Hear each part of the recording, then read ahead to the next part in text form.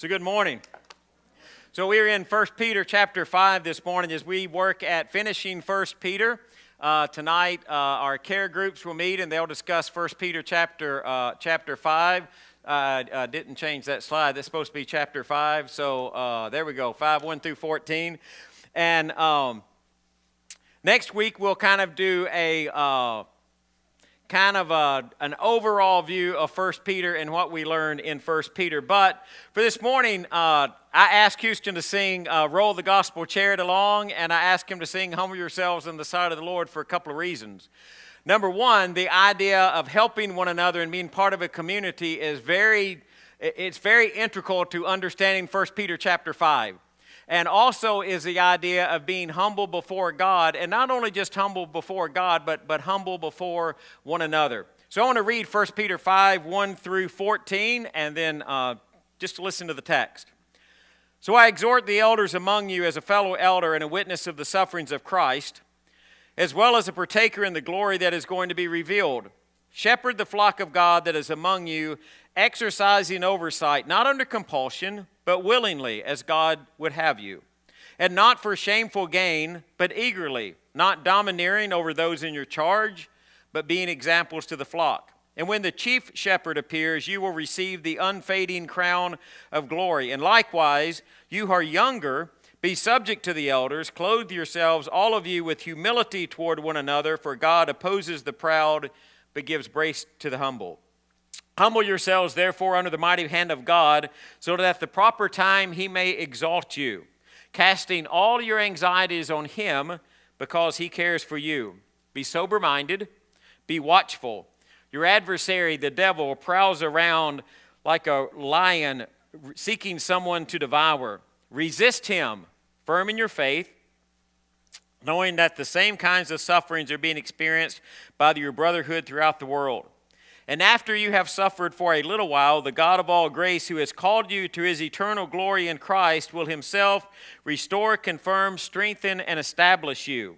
To him be dominion forever and ever. Amen. By Silvanus, the faithful brother, as I regard him, I have written briefly to you, exhorted in declaring that this is the true grace of God. Stand firm in it. She who is at Babylon, who is likewise chosen, sends you greetings. So does Mark, my son. Greet one another with a kiss of love, and peace to all of you who are in Christ. Some of those verses we'll talk about in more detail next week, but this week this is kind of what I want you to understand. The first is we experience suffering in community, and I want you to think a little bit about community.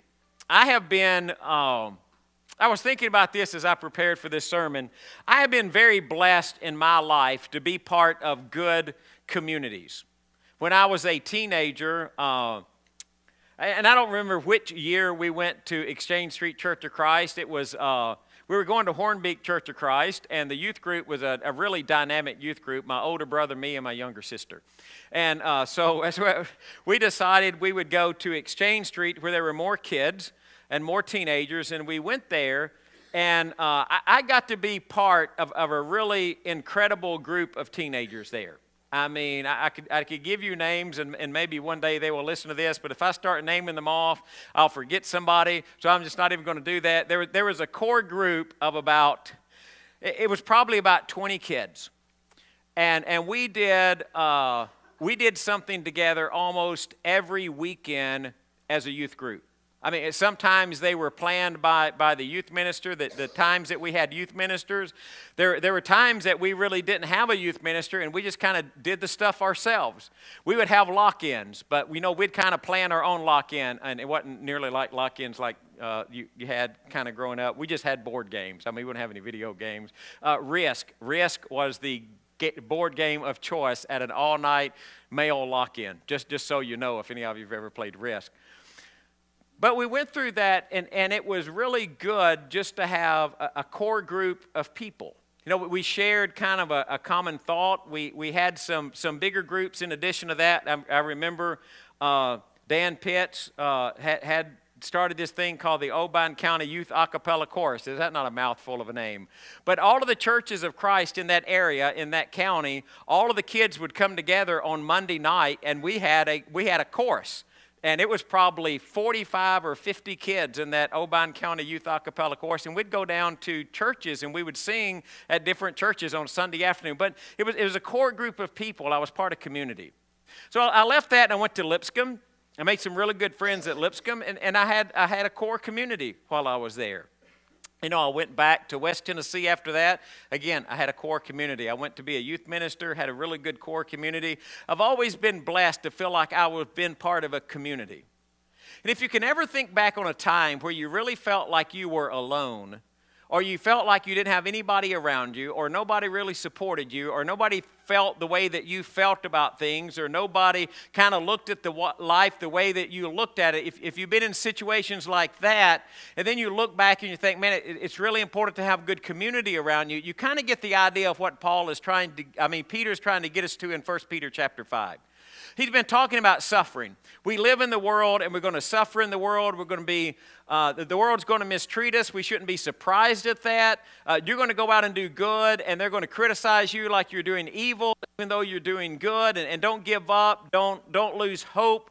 But in all of that, and you get down to 1 Peter chapter 5, and Peter's saying, look, but when you experience that in community. You are not alone.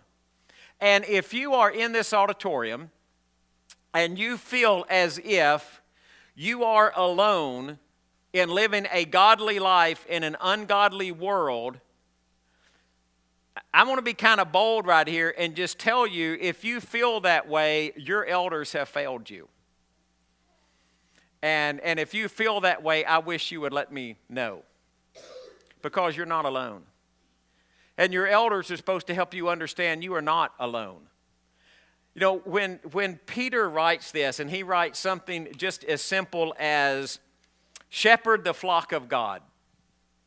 When I read that and I read Peter writing shepherd the flock of God, immediately my mind goes back to John chapter 21. Remember, Peter has denied Jesus. And he's not really sure, this is my take on John 21, he's really not sure what to do with the rest of his life. He was a fisherman before Jesus comes along, and he says, I think I'll just go fishing. So he goes fishing. And I'm not sure that's Peter not saying, I don't really know what to do now, so I guess I'll go back to doing what I was doing before Jesus showed up. He's out there fishing, and Jesus appears on the seashore. You remember this? Peter's so excited he jumps out of the boat and swims to Jesus because the boat's not getting there fast enough. When he gets on the shore and Jesus is talking to him, do you remember what he asked Peter? Oh, Peter, do you love me? Right, we go into all this stuff about, well, different words of love. Don't do that. Do you love me? And what does Peter say? Yeah, you know I love you, Jesus. What does Jesus tell him? Y'all can talk. It's okay. This sermon can be interactive. What does he say? Oh, feed my sheep. Feed my sheep. Peter, be a shepherd. And Peter gets down and he's getting toward to the end of his life in 1 Peter chapter 5, and it just strikes me as incredible that the thing that Peter remembers is, oh, feed my sheep. shepherd the flock. You know, here's the thing. When he lists all of these things in 1 Peter chapter 5 about what the shepherd is supposed to be doing, you know, we're not domineering, it's not for shameful gain, we're being examples to the flock. Do you notice when you read that list what you don't get? Things. He didn't say one thing in there about making sure the electricity's still on. He didn't say anything about making sure you got a good-looking building. He didn't say anything about making sure the carpet's clean. He didn't say anything in there about how you're supposed to spend your money. He didn't say anything about what you're supposed to do with the collection. It's all about people. It's all about people. And as Peter says as a fellow elder, and I'm going to say this as a fellow elder because you have honored me enough to allow me to be an elder at Clarksville Highway as well as being your minister, I'm going to tell you it's a real struggle sometimes to remember that our role is supposed to be about people and not about things. And that's just me being honest with you. But this is about people. Shepherd the flock, care for the flock, watch out for the flock. Lead by example. Now, what's Peter been talking about all through 1 Peter? We're suffering for Jesus, right? Not because we're evildoers, not because we're murderers or anything like that. We're suffering for Jesus because we are bold enough to let the world know that we're followers of Jesus, and as followers of Jesus, then we are mistreated because of that. And the responsibility of the eldership, because they should also be being mistreated, because we should be making the boldest stance about Jesus, right? But as we go through that, we're not in it alone. We're part of a group. We're part of a community. So we don't go out in the world and feel like we've got to fight the battle by ourselves. We're not kind of like, in our language, we say he's out on an island. You know, that means he's just out there by himself, and nobody's out there to help him. I was watching a football game last night. This quarterback made this incredible pass, and the receiver caught the ball, and the commentator said, well, you know, that's not really on the cornerback because he was on an island. What did that mean? He didn't have any help. He was all by himself. That is not who we're supposed to be. And if we're sitting in this auditorium or we're going out in life and we feel like we are on an island or we are by ourselves, I'm just telling you, your eldership in your church has failed you. And we need to understand that connection of community. We're in this together. I should be able to call any of you and say, hey, I'm really struggling with something, and have you help me through that. And without going into all the details about everything that he says about elders here, here's the deal. We lead by example. Now, elders are responsible for helping members navigate difficult times. You know, I struggle with this sometimes. And so this is one of those sermons where I'm trying to be honest with you enough to try to make the point. Sometimes if you're struggling with things, the last people you want to tell are the elders, because you don't want to know the elders to know that you're struggling with things. But the elders should be primarily concerned about the things that you're struggling with and not always the things that you're getting right. Are you following me here? So you might be afraid to share something because you're afraid you're going to have some kind of judgmental statement about you. And an eldership is saying that the last thing that we want to be is judgmental about somebody, because we're supposed to be helping you through struggles. So we run into this kind of, I just call it flying through the clouds. And you ever flown through the clouds?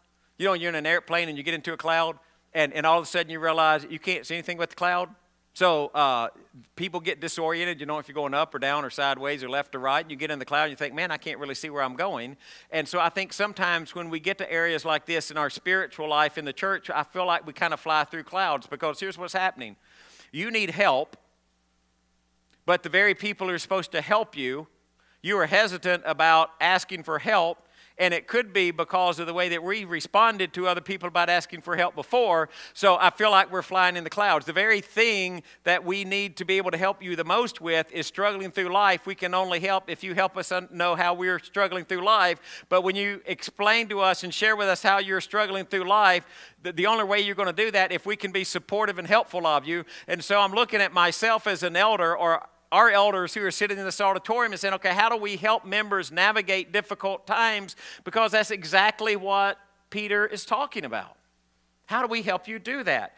I mean, I try to be listening. I try to be understanding. I try to be non-judgmental, but I'm not so bold enough to think that I'm that way all the time. I mean, sometimes you have to say, hey, you know, that's just kind of not the response that I was looking for.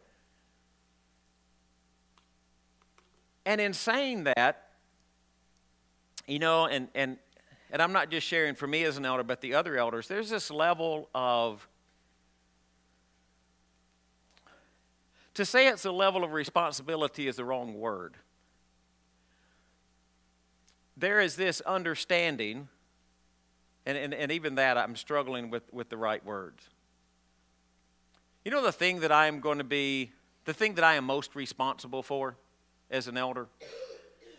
The thing I am most responsible for is helping you in your journey through spiritual life to make sure that you have encouragement, support, and I help keep you on the right track. My primary responsibility is your soul. Not how you feel, not if you're happy, not if you hear what I want to say. It's your soul. As an elder, as someone who shepherds God's flock, I am... You are part of my flock. I'm responsible for your spiritual development and making sure that you maintain a spiritual focus in life. And I'm just going to tell you, and I think I can say this for the other elders who are in here, sometimes the weight of that responsibility is really, really big. You know, you're kind of wondering, when do you say the right thing or not say the right thing, or when do you approach somebody? That doesn't always mean I get to tell you the thing that you want to hear, right? So if I go out and I see you doing something really bad as your shepherd, what's my responsibility? Y'all can talk, it's okay. I'm supposed to come to you and say, look, you know, I'm worried about your direction in life. When you go and tell people like that, are they always happy with you? No. I'll just go ahead and answer that for you. No, they're not really happy. Is it still my responsibility? Yes, because I'm a shepherd of God's flock. It's not always telling you what you want to hear. Sometimes it's telling you what you need to hear. I mean, some of you have experienced that as parents, right? Do you ever have to tell your kid what they needed to hear, not what they wanted to hear? Yeah, and you look at that and think, wow, you know, not that I've ever done that to you, son, but you look at that and you think, wow, what does that look like? As a parent, are you all excited about that? Yeah. Thank you, Brandon. At least Brandon's honest. He's like, no, I'm not. That was, what do you call that? Never mind. And then as a follower, how about those who are following? You know, one thing that I would ask, and one thing that Peter writes here, just respect. Just kind of respect who they are and what they're trying to do. Now, are elders perfect? No, thank you. Sometimes is it hard to follow instead of lead? Yeah, it is. And what I want to ask, and what Peter is asking is, look, for those of you who are younger, kind of understand the plight of the elders. Be supportive of that. Be respectful of that. Now, does respectful mean that you have to agree with everything that we decide? No. You think that the eldership here is ever going to make a decision that some people don't agree with? This is what I have found out from being an elder or a minister. If you ever want to make a decision and there be someone who thinks there's a better way to do it, involve two people. That's all it takes. That's all it takes. Because we have different opinions. But that responsibility of leadership. And then you start looking about that. So we're supposed to help you through difficult times of life. Those who are younger, and I don't think it just means younger men there. I think it just means those who are younger who are supposed to respect. The text says submit, right? And that's that word we've talked about several times that nobody really likes. But in all of that, you clothe yourselves with humility. And that's the model of leadership. Elders are not supposed to lead in a way that you remember those words that he used? Not exercising your oversight, not under compulsion, but willing you, not for shameful gain, not domineering, but being examples to the flock, so that when the chief shepherd appears, because shepherds in the church also have a shepherd, right? So we have to be shepherds in a way that honors the chief shepherd. But whoever you are in the church, whether you're leadership, eldership, whether you're members, whether you're older, whether you're younger, in all of that, we clothe ourselves with humility. And the idea there is just kind of like that's what you put on. I mean, that's just what you wear. You know, there's something that's happened my entire married life, and I think sometimes it would cause Diane to roll her eyes. And she's probably going to laugh and know exactly what I'm talking about, right? So this morning, I got up, I got dressed, I put on this coat. What did I ask? This coat look okay? How many times, how many times do I ask that? Every time. Not every time. Every time. I don't miss one. Now, why do I ask, does this look good? Is this coat okay? Two opinions. Well, number one, and mostly with dress, I'm just going to be very honest with you, my opinion is usually wrong. Not because she tells me it's wrong, because it is wrong, because I'm just confessing to you, I do not have taste when it comes to clothing. Y'all laugh at me because I wear a black shirt, right? You know why you wear a black shirt? It goes with everything except navy blue and brown. I can remember that. I can remember that. Jeans are kind of navy blue, but that's different. They're jeans. All right. So when we got married, I had rules, right? I hope this is okay. I didn't ask you about this. I cannot buy, just so you know, I cannot buy clothes, jewelry, shoes, purses. Is there something else? Is there only 4 things on the list? Probably. Why can I not buy any of those things? It's okay. You can say it. I have no taste. I'll get it wrong. I won't get the right thing. And it's not that she wouldn't appreciate whatever I got, but I just know. When we decided to get married, and she needed an engagement ring, right? I'm just being honest with you. Who picked out the engagement ring? Go ahead, say it. She picked out her own engagement. Why did she pick out her own engagement ring? I got no taste. Okay, it's all right. Now, I look at that and you think, but there's a humility about that. I'm not upset that I don't have any taste. I just don't. You go through life and you look at what we clothe ourselves with is humility. We treat each other with the kind of respect and honesty that we know we need to treat each other with. And so no matter what our role is in the church, and I'm talking about church now, not my marriage, okay? But no, let's make sure we got that. But no matter what our role is in the church, we do that with humility, understanding that there are so many things that come into play. So if you're looking at your leadership and you're thinking, man, they ought to do that a different way. We do that, not that you can't come to us and say, hey, y'all need to do that a different way. Do it with humility, understanding that those decisions are kind of tough. When we address the congregation, we talk with them, we do that with humility. We're not supposed to stand up and say, well, we're just the elders. Y'all do exactly what we tell y'all to do when we tell y'all to do it. No, that's not the humility that Jesus led with. We lead by example. And so you go through life and you're suffering, and the church, now just think of 1 Peter, right? And the church is suffering. It's being mistreated in the world, but it's being mistreated as community. So in community, we're trying to lift one another up, supporting one another, and give each other support so nobody feels like they're out there on an island, and we do that by living with humility toward one another. Now, as you kind of go through that, then Peter goes into this thing about 1 Peter chapter 5. And this is very important. That's why we saying, humble yourselves in the sight of the Lord, okay? Clothe yourselves, all of you, with humility toward one another, for God opposes the proud but gives grace to the humble. Humble yourselves, therefore, under the mighty hand of God, so that at the proper time he may exalt you, casting all your anxieties on him because he cares for you. Who is it that ultimately is going to be the one that blesses? It's God, right? In the church, are you supposed to be depending on the elders' wisdom? If you're depending on our wisdom, y'all messed up. I'm just telling you, right? It's God who is supposed to be leading. We cast our anxieties on him. You know that word for cast is only used one other time in the New Testament. It's when they cast their cloaks on the back of the colt so Jesus could ride. So they cast them on there. They covered him up with them.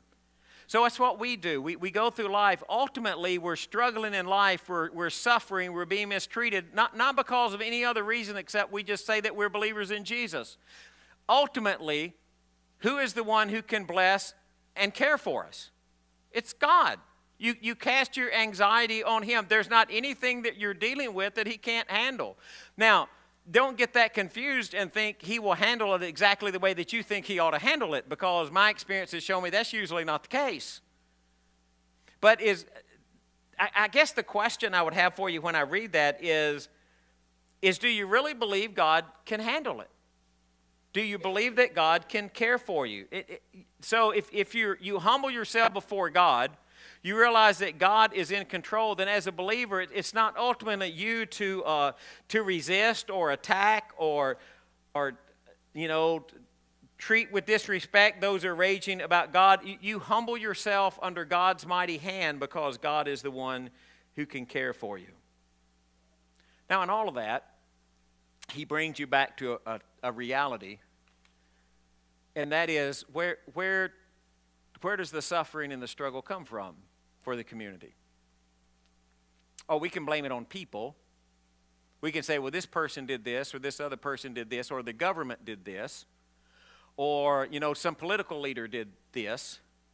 But ultimately, what Peter wants to do is to remind you it's Satan. he is roaming around like a lion seeking someone to devour. So let's just, let's use a more English kind of word for me. He's trying to eat somebody, and the question is, are you the next meal? You think about a herd of antelope or gazelle, and one gets away from the herd. And the lion, have y'all seen Discovery Channel? The lion's just waiting for one to get separated from the herd, because when one gets separated from the herd, what can the lion do? That's the next meal, right? That's the next meal. And so you go through life and think, okay, am I the next meal? Because what Satan wants is he wants to devour you. He wants to destroy you. And you look at that and say, well, is there supposed to be safety in numbers? Yes, there's supposed to be safety in numbers. That's why I think assembling together is so incredibly important. Now, I know we do live stream. Live stream has its place. I think live stream is good. We were doing it way before COVID. We will always at Clarksville Highway live stream, because there are people who can't assemble with us in any other way, and I think we need to make it available. But I'm not going to be so bold as to tell you that live stream always meets the same need as community. There is something about community. Like, I hope it's okay to say this. I'm going to get in trouble this morning. Like if Diane and I decided to stay married, but she was going to move to California and I was going to stay in Tennessee, and we were just going to Zoom call each other about once a week, I don't think I'd be digging that very much. I'd probably be going to California, just to let y'all know. There's something about community. There's something about presence. There's something about being with somebody. If I could only talk to all of you on the phone and I never saw you in the assembly, I'm just telling you up front, I'd be a very unhappy individual. I would. If I could only Zoom call each one of you. Okay, let me say, I get my Zoom call list out, and every day I Zoom call 8 of you, and we just communicate by Zoom, and we never see each other. We don't have any kind of physical contact. We don't have any community. We don't have things like trail of treats and first Sunday meals and work projects, and we don't stand around after church and talk, and whether it's about something deeply religious or hear one of you talk about fantasy football. It's just the community that makes the difference. And there's something important about community. And there is Satan out there, and the only thing he wants is to make sure that he does something that causes you to deny the lordship of Jesus Christ. But Peter says you need to know you are not alone. You are not alone, but you remember where the struggle comes from. And then you remember the goal. I love this verse. To him be dominion forever and ever. Or, verse 10, after you have suffered a little while, the God of all grace, who has called you to his eternal glory in Christ, will, and then he goes through a list of things that honestly we're going to talk about more next week than this week, okay? He himself will restore you and make you strong, firm, and steadfast. The God of all grace, who called you to his eternal glory. The struggle that we are in, is it just, does it have purpose? It does. Remember we talked about being refined by fire? It has purpose. But can you keep your eyes on the prize? Can you keep your eyes on the goal?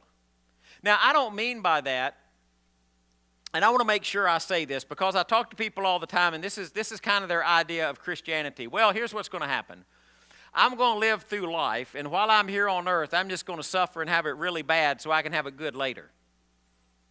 Well, no. Following Jesus is the good thing now. Okay, even if it causes you suffering and pain and anguish, which is what Peter's saying, you always do the good. It's not like, well, I want to like get mistreated here so I can have something good here. The good here is doing the right thing and honoring God, even if it brings some struggle. It's still the good thing. It is still the greatest life. It is still the purpose of your existence and what you're created for. And if you think, well, I'm just going to I'm just going to suffer a little while so then I can have it really good, you're kind of missing the concept of God's eternal glory. Oh, I didn't mean to do that. Didn't mean to do that either. And now I'm going the wrong direction. Okay. Travis, fix that. So then, so then you look at it and say, okay, but what is this community about? So what is he doing in 1 Peter chapter 5? He's saying, look, this life may not be always exactly what you want it to be. Being a follower of Jesus may not always be just this easy road. It's probably going to be difficult.